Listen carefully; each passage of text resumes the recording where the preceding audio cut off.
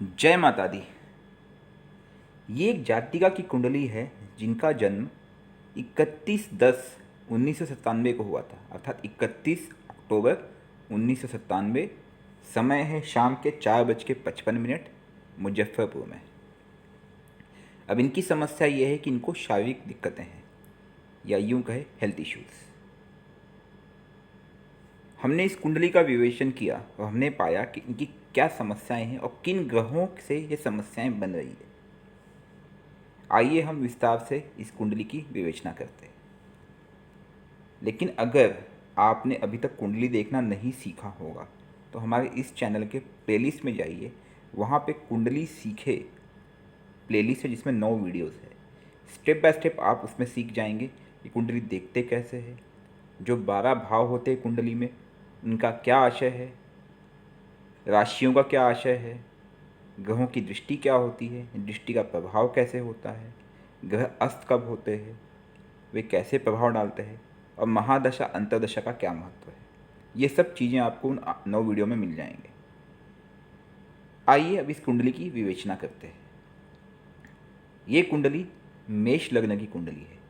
मेष लग्न इसलिए क्योंकि लग्न में 1 नंबर लिखा है नीचे। टेबल फिर से देखिए आप, 1 नंबर के नीचे मेष राशि जिसके स्वामी मंगल है, अर्थात इस कुंडली के लग्नेश मंगल हुए। सबसे पहले हम लग्नेश से बात करते हैं।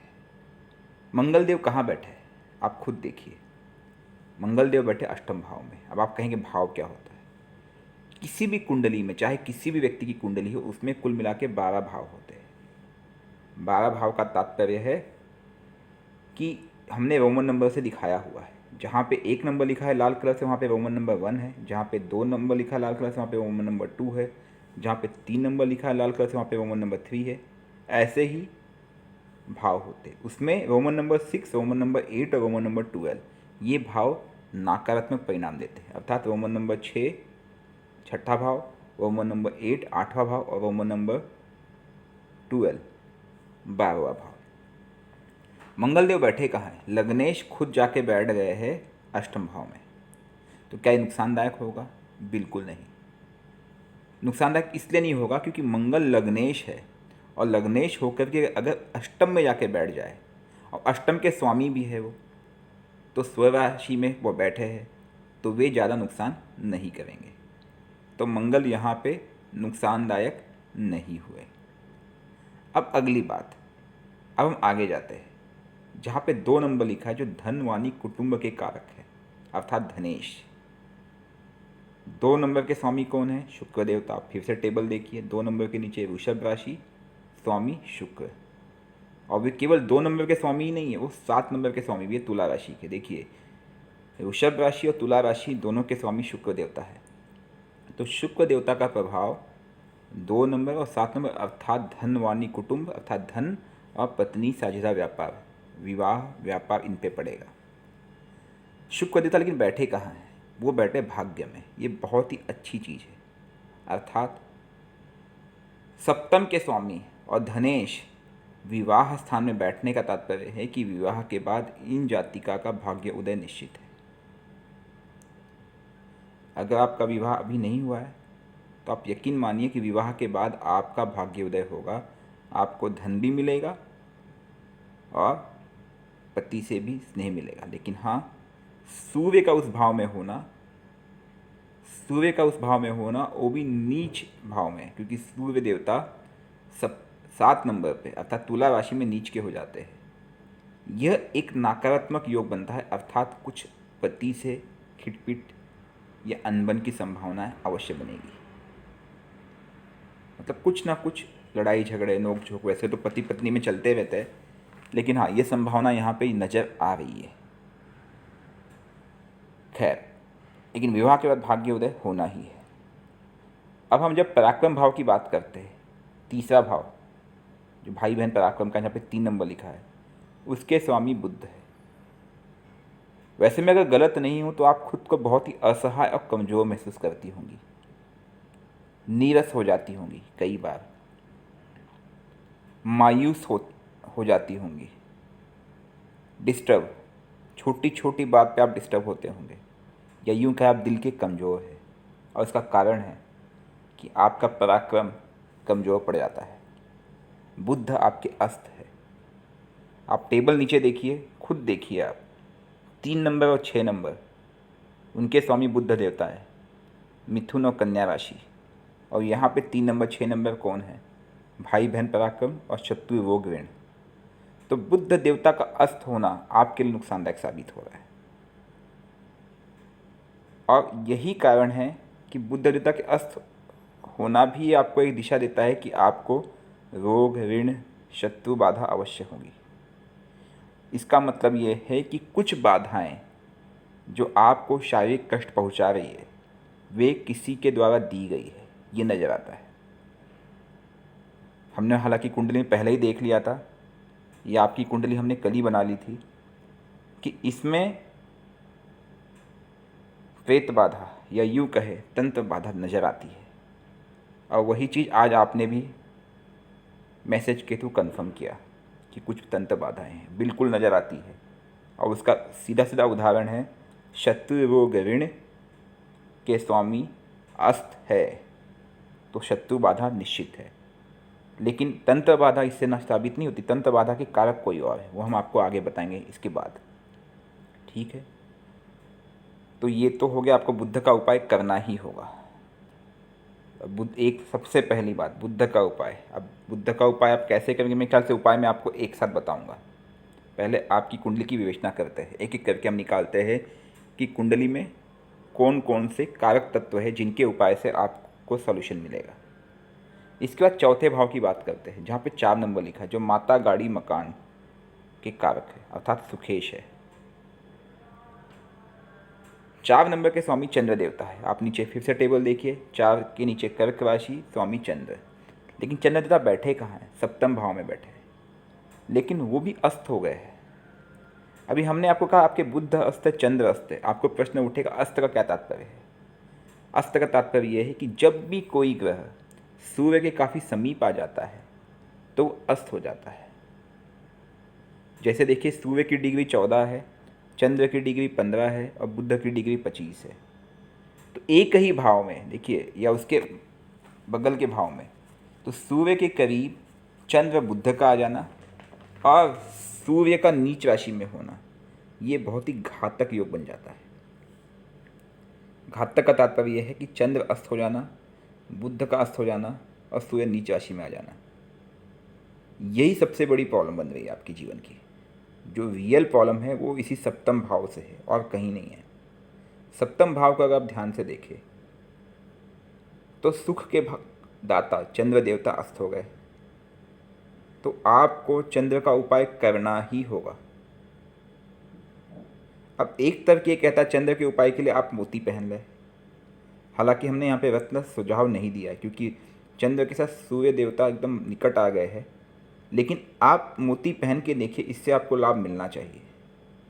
और चंद्र के कारक तत्वों का दान और चंद्र के मंत्रों का जाप ये भी बहुत आवश्यक हो जाता है क्योंकि चंद्र आपके अस्त है।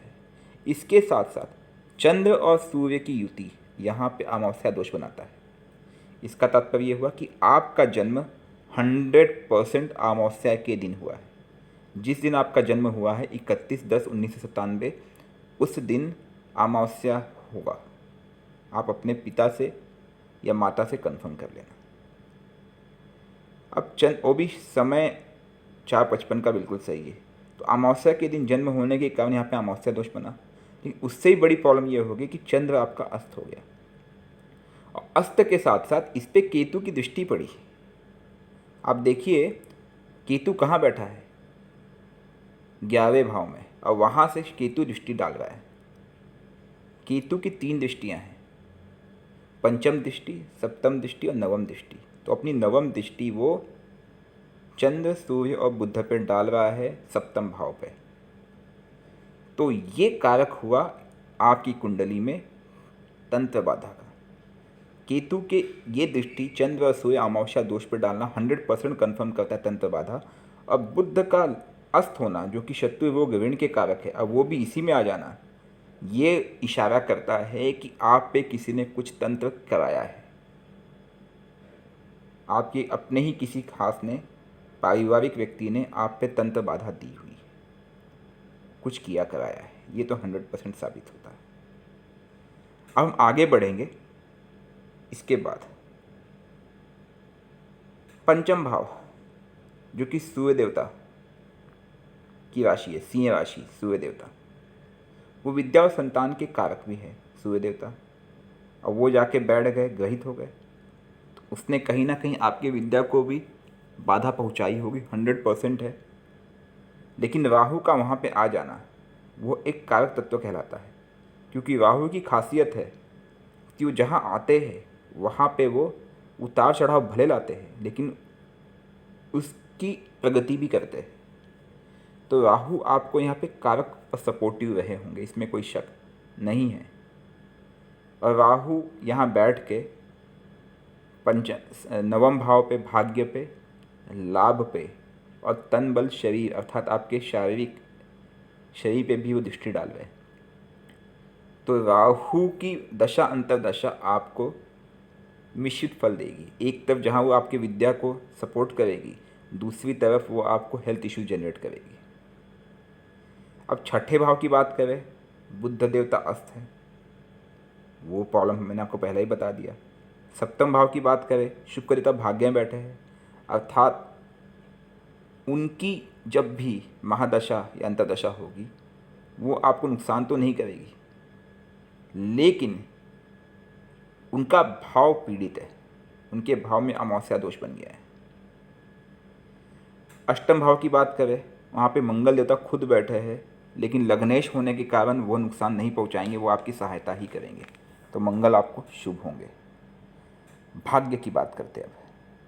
नवम भाव जिसके स्वामी गुरु महाराज बृहस्पति महाराज है, यही है जो आपको कहीं ना कहीं हेल्प कर रहे हैं। लेकिन प्रॉब्लम यहाँ भी हुई, हेल्प करने के कारक होने के बावजूद भी आपको पूरी तरह से गुरु महाराज हेल्प नहीं कर पाए। इसका कारण क्या है? बृहस्पति देवता दो घरों के मालिक है, 9 नंबर और 12 नंबर, अर्थात धनु राशि और मीन राशि। इन दो घरों के कारक होने के बावजूद वो बैठ गए नीच राशि में, अर्थात 10 नंबर में, मकर राशि में वो नीच के हो जाते हैं। इस कारण से बृहस्पति भी प्रसन्न नहीं है। अगर बृहस्पति भी यहाँ पे प्रसन्न हो जाते या वो नीच के नहीं होते तो आपको बहुत सहायता मिलती। उनका नीच का होना नुकसानदायक साबित हो गया। तो अभी तक हमें तकलीफ़ें कहाँ से मिली? चंद्र बुध का अस्त होना, केतु की दृष्टि पड़ना और सूर्य और गुरु का नीच का होना। तो ये मेन प्रॉब्लम है जो आपकी लाइफ में आपको हेल्थ इश्यूज दे रहे, तंत्र बाधा दे रहे, पित्त बाधा दे रहे। ये मेन कारक तत्व है। और शनि की बात करें तो शनि 10 नंबर और 11 नंबर अर्थात मकर और कुंभ राशि के मालिक होकर के, 10वें और 11वें भाव के मालिक होकर के वे द्वादश भाव में जाकर बैठे। शनिदेव यहाँ पे आपको मिश्रित फल देंगे और शनिदेव वक्री होने के कारण उनका बल बहुत ही बढ़ जाता है। तो उनकी जब भी दृष्टि पड़ेगी, जो हमने 3 दृष्टियाँ दिखाई है, वो बड़ी ताकतवर होगी। इस समय आपकी शनि की महादशा चल रही है जो कि 9वें महीने 2039 तक होगी। तो शनि एक तरफ यहाँ से योग कारक है क्योंकि द्वादश भाव में है, लेकिन उनकी दृष्टि का आपको प्रभाव पड़ेगा ही पड़ेगा। और साथ ही साथ शनि की अंतर्दशा भी आरंभ है इस समय, जो कि 90वें महीने 2023 तक है। उसके बाद बुध देवता आ जाएंगे। तो शनि के बाद तुरंत बुध का आना वो भी कारक नहीं होगा, क्योंकि बुध आपके अस्त है और शत्रु रोग ऋण के मालिक है वो। अब हम उपाय की बात करते हैं। ऐसी कुंडली में क्या उपाय किया जाए, ऐसा क्या किया जाए कि सब समस्या का निवारण हो जाए? देखिए, आप समझिए, हमारे जीवन में जो कुछ होता है वो सब कर्मों के प्रारब्ध है। हम कई जन्मों के नाते, आपको मैं झूठ नहीं कहूँगा, अमावस्या दोष तो मेरी कुंडली में भी था। और यही कारण है कुछ बाधाएं हमें भी झेलनी पड़ी। मेरी बहन की कुंडली में भी था। दुर्भाग्य से दोनों का जन्म अमावस्या को हुआ था, और लेकिन मेरी बहन की कुंडली में उन पे भी केतु की दृष्टि पड़ रही थी, तो तंत्र बाधा, पित्त बाधा आ गई। और समस्याएं कुछ ना कुछ बन जाती है, लेकिन हाँ, उपाय करते रहना पड़ता है। यही जीवन है। कर्मों के प्रारब्ध, किसी जन्म के पाप कर्म है जो अभी हमें मिल रहे हैं। तो पॉजिटिव रहिए, कभी किसी का बुरा मत कीजिए, सबसे पहली चीज़। अब उपाय की बात करें, उपाय इसका बहुत ही सटीक है। अगर आप करेंगे तो 90% रिलीफ मिलेगा। सबसे पहली बात, शनि की महादशा और अंतर्दशा। चंद्र पीड़ित, सूर्य पीड़ित, सबसे बेस्ट उपाय क्या है? शिव की पूजा। इससे बेहतर उपाय नहीं हो सकता है। अगर आपके आसपास शिव मंदिर हो, रोज आप शिव मंदिर जाए, शिव की पूजा करें, महामृत्युंजय जाप करें और उन पे आप जल छोड़े रोज। हो सके तो एक मुखी रुद्राक्ष, दो मुखी रुद्राक्ष चंद्र सूर्य के लिए, सात मुखी रुद्राक्ष शनि के लिए और नौ मुखी रुद्राक्ष आप केतु के लिए ये धारण कर ले। लेकिन रुद्राक्ष ओरिजिनल होना चाहिए, इस बात का ध्यान रखें। अगर कोई आपके जानने वाला हो जो ओरिजिनल रुद्राक्ष दे सके तभी लेना, क्योंकि लोग डुप्लीकेट रुद्राक्ष भी देते हैं उसी में लाइन खींच करके। वो कार्य नहीं करेगा, उसको आप धारण करें। लेकिन धारण करने की विधि है, जैसे आपने एक मुखी रुद्राक्ष लिया तो उस पर चंद्र के मंत्रों का जाप करें, उनको सिद्ध करें, उनमें शक्ति दे, तब वो ज़्यादा अच्छा कार्य करेगा। दो मुखी रुद्राक्ष लिया, एक मुखी रुद्राक्ष सूर्य के लिए, एक मुखी रुद्राक्ष लिया, सूर्य के मंत्रों का जाप करें, उनमें शक्ति दे, तब वो कार्य करेगा। दो मुखी रुद्राक्ष लिया, आप चंद्र के मंत्रों का जाप करें, उनमें शक्ति दे, तब वो कार्य करेगा। सात मुखी रुद्राक्ष लिया, वो शनिदेव के लिए, उसमें शनिदेव के मंत्रों का जाप करें। शनिदेव के लिए 23,000 मंत्रों का जाप करना होगा। नौ मुखी रुद्राक्ष केतु के लिए है।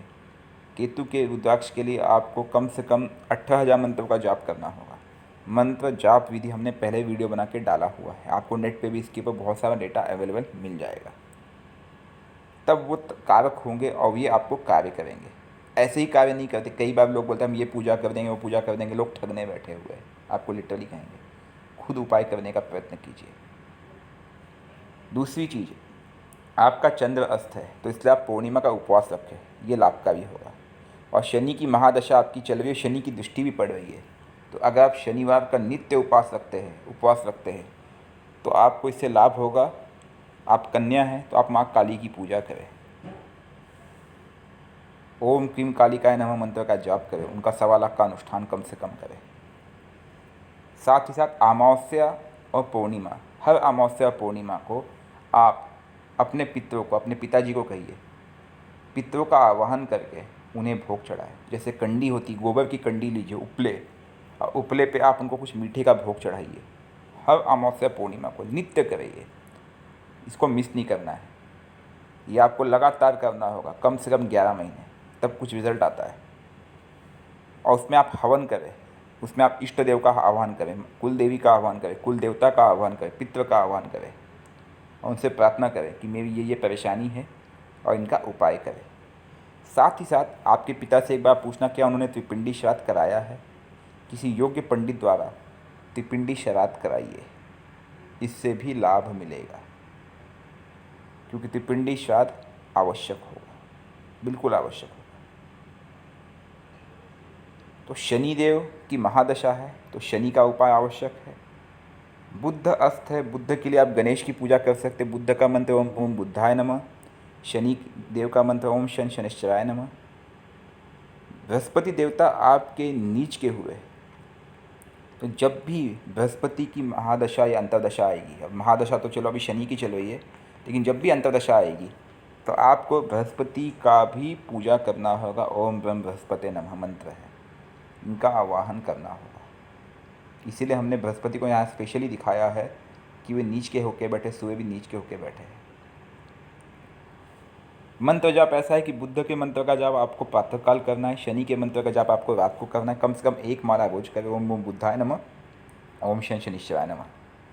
और चंद्र के मंत्र का जाप वो भी प्रातःकाल करना है, ओम सोम सोमाय नमः। ये 3 मंत्र तो आप जीवन का आधार बना लें। ओम सोम सोमाय नमः, ओम ओम बुद्धाय नमः प्रातःकाल, एक माला कम से कम करना है, और ओम शन शनिश्चराय नमः संध्या काल के बाद। हो सके तो आप मंदिर जाना आना बढ़ा दें। आपके आसपास कोई सिद्ध मंदिर होगा, अच्छा मंदिर होगा, रोज़ आप सुबह शाम दर्शन करें। जो जल आप शिवलिंग पे अर्पित करते हैं उसको नीचे जब वो मांडिका से जब निकलता है जल, उसको वहाँ पे थोड़ा सा ले करके किसी कटोरी में किसमें उसको आप रोज़ ग्रहण किया करें। गंगा जल का सेवन करें शुद्धि के लिए। और एक चीज़, अगर आपके आसपास गंगा नदी का तट है तो हर पूर्णिमा को स्नान अवश्य करें। इससे शरीर की शुद्धि होती है और जो भी बाधाएं, तंत्र बाधाएं आपके शरीर के अंदर प्रवेश कर चुकी है वो निकल सकेगी। चंद्र अस्त होने से आपका मन कमज़ोर होता है, इसलिए ये सब उपाय, चंद्र का उपाय करना बहुत बहुत बहुत आवश्यक है। सूर्य देवता को आप प्रातःकाल स्मरण अवश्य करें, सुबह जल्दी उठने का प्रयत्न करें। अब सूर्य की शक्ति में इसलिए नहीं बढ़ाना चाहूँगा कि सूर्य देवता यहाँ पे नीच के होके बैठे, इसलिए मैं आपको सूर्य की शक्ति बढ़ाने का उपाय बिल्कुल नहीं दे सकता हूँ। रत्न मैंने आपको सजेशन इसीलिए नहीं दिया क्योंकि रत्न यहाँ पे नुकसानदायक भी सिद्ध हो सकता है, शारीरिक कष्ट और बढ़ जाएगा। लेकिन कुल देवी, कुल देवता, स्थान देवता, पितृ देवता, इष्ट देवता, इन सबको अगर आप हवन नित्य देती है, अगर आप खुद हवन करती है तो इससे भी आपको लाभ होगा। और ओम क्रीम कालिकाय का मंत्र का हवन आपके लिए बहुत ही शुभकारी होगा, क्योंकि वो शनि देव का आराधना भी समझिए। उसमें माँ काली की पूजा करना मतलब शनि देव को ही प्रसन्न करना, और शनि की महादशा आ चुकी है आपकी, चल रही है। ये सब उपाय आपको करते रहना होगा। और सबसे बेस्ट जो मैंने और लोगों का उपाय किया है, मैंने अपने घर में जो उपाय किया है पहले, बहुत पहले, वो मैं आपको बता रहा हूँ। आप नित्य मंदिर जाना आरंभ करें, जितना कर सके आप। जितना समय आप मंदिर में बिताएंगे उतना अच्छा होगा, इससे ये बाधाएं दूर होंगी। शिव की पूजा करें, माँ काली की पूजा करें। शिव शक्ति जब एकत्र होंगे तब ये योग बनेगा और आपकी समस्त बाधाएं दूर होंगी। शिव शक्ति को साथ लाना ही सभी तंत्र बाधाओं की काट है, ये हमारा अनुभव कहता है। तो आप शिव और शक्ति की पूजा करें, आराधना करें और शनिवार का उपवास नित्य आरंभ कर दें। आपका कल्याण होगा। आपके कोई अन्य प्रश्न होंगे तो आप अवश्य पूछिएगा, कमेंट में डाल दीजिएगा। अभी मैं आपको एक सलाह और दूंगा, किसी भी योग्य या सिद्ध मंदिर में जाकर के अगर आपके प्रश्न के उत्तर मिल चुके होंगे तो हमारी तरफ से 11 रुपये और अपनी तरफ से 11 रुपये कम से कम चढ़ा दीजिएगा मंदिर में, और प्रार्थना कीजिए कि आपको उपाय मिले, आपको आपकी समस्त परेशानियां दूर हो। दान धर्म पे ध्यान दीजिए, क्योंकि आप जब दान धर्म करेंगे इससे भी आपको राहत अवश्य मिलेगी, इसमें कोई संशय नहीं है। लेकिन हाँ, दान धर्म करने में समय लगता है, समय देना आवश्यक है, उसके बिना काम नहीं होता, क्योंकि दान से वो ग्रह कमज़ोर होता है। सूर्य ग्रह का दान भी यहाँ पे किया जा सकता है, क्योंकि सूर्य नीच का होकर बैठा है तो वो विपरीत ही प्रभाव देंगे।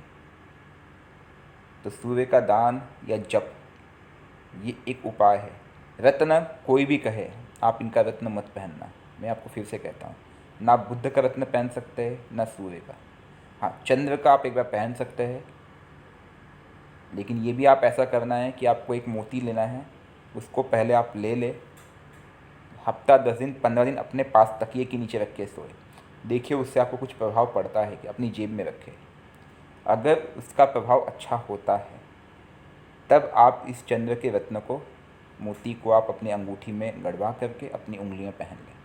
अगर आप ऐसा करना चाहेंगे तो आप बता देना कि आपने मोती ले लिया, हम आपको फिर बताएंगे उसकी पूजा कैसे करनी है, किस विधान से उसको पहनना है और किस उंगली में कैसे पहनना है।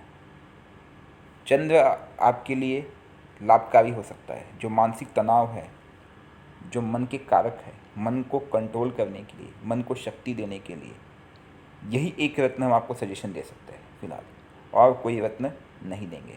अच्छा, चंद्र कितने रत्ती का होना चाहिए, ये भी एक प्रश्न उठता है। आपका जो भी वेट होगा, सपोज़ आपका वेट समझो 60 किलो है, तो आप 7 सवा 7 रत्ती का चंद्र, उसका रत्न लेना मोती। अगर आपका वेट 70 किलो है तो लगभग 8 रत्ती का, 50 किलो है तो लगभग 6.25 रत्ती का। ये फॉर्मूला ध्यान रखना,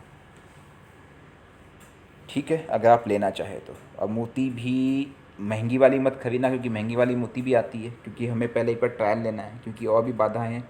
अमावस्या दोष भी बन रहा है, केतु की दृष्टि पड़ रही है। तो यही कारण है कि मैं नहीं चाहता कि कोई तकलीफ़ पड़े। तो 15 दिन आपको ट्रायल लेना पड़ सकता है। 1500, 2000, 2500 के आसपास चंद्र की, लो क्वालिटी की चंद्र की मोती आती है, वो मोती आप लेके देखिएगा। आप किसी ज्वेलरी के पास जाएंगे, बोलना चंद्र ग्रह के लिए मोती चाहिए, उसमें कई तरह की क्वालिटी आती है। रत्ती के हिसाब से आप पता करना कि क्या भाव होगा।